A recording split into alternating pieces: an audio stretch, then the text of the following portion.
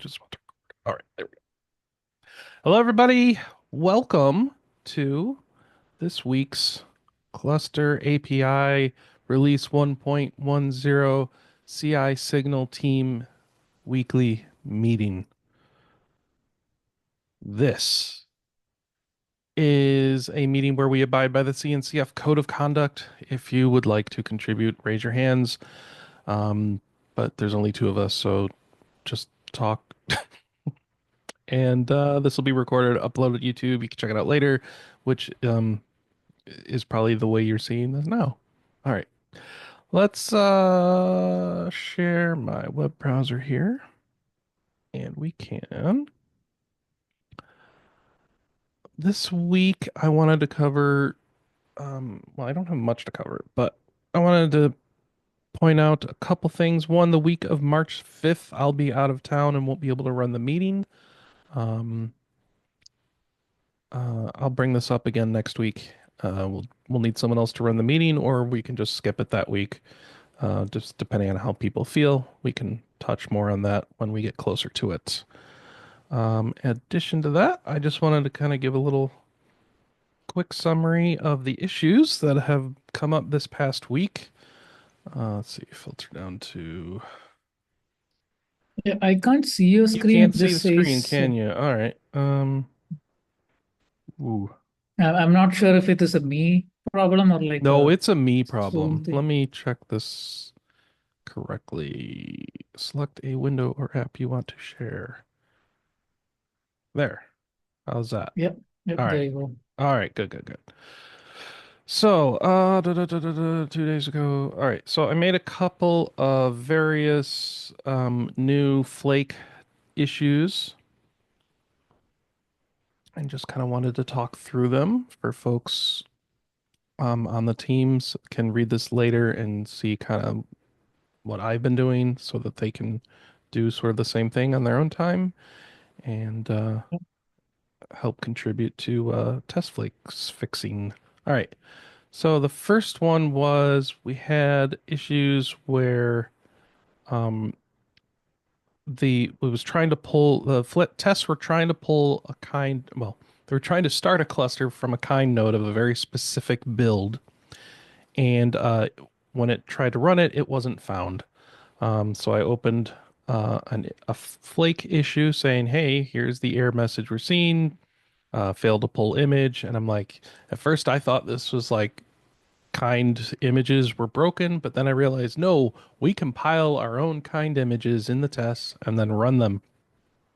So what it turns out, and Christian figured this out, was happening was that we would build a kind image, a commit would be uploaded to the Kubernetes project, and then later, which would change the commit hash of Kubernetes, and then later we would start to try and run a kind node based on that version of Kubernetes, that commit hash version of Kubernetes, very latest tip of the tree. Um, Mhm. so the one we built was now older and had a different hash, and so it couldn't find the version it wanted to run because we built it for the older one.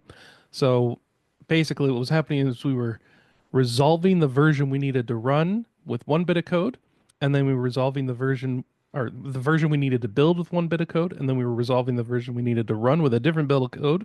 And so they didn't match if some commits got made between those 2 points in time.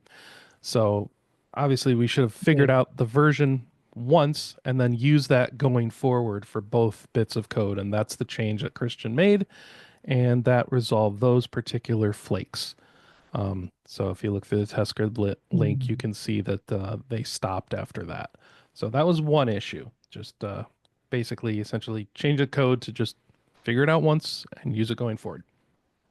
All right. Then there was another one where we had these. I found in some of the older versions a bunch of failed to get API versions, and the decision was it's old versions of the code. We don't care, which I don't know if that's going to work out that well for us, but for now it seems to be okay. It hasn't happened since February 5th. Yeah. So whatever this issue was with the Git API versions, either A, you've already committed some code that fixed it accidentally, or they just didn't want to. The maintainers were just like, screw it for now. So okay, fine. Mhm. Though that particular issue was just closed. Um, and then I had two more that I believe are open, right? Yeah. So the first one is we've talked about in the past. That was a couple weeks ago.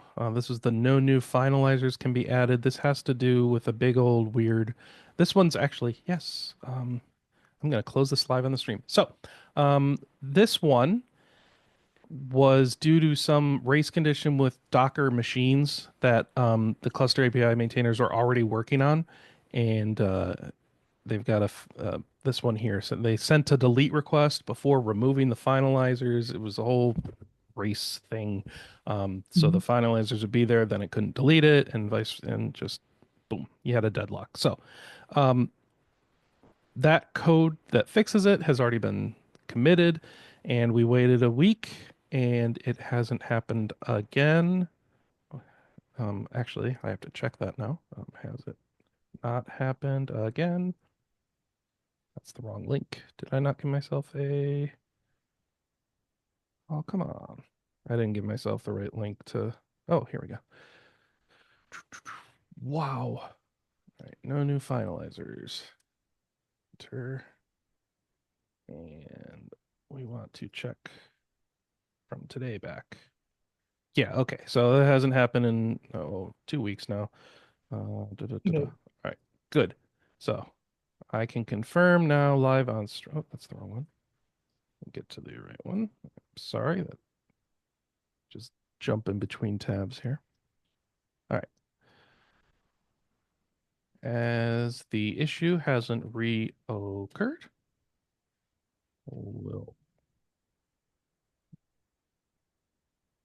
go ahead and close this. Good work, everyone. Well, that sounds patronizing. Thanks, everyone. Slash close. All right. So that will close that issue. Back to our issue list. Which that one. The last one is this end-to-end test flake failed to run cluster cuddle move. This one, I opened this the other day because I saw a bunch of tests. One, oh, where are the other ones? Uh,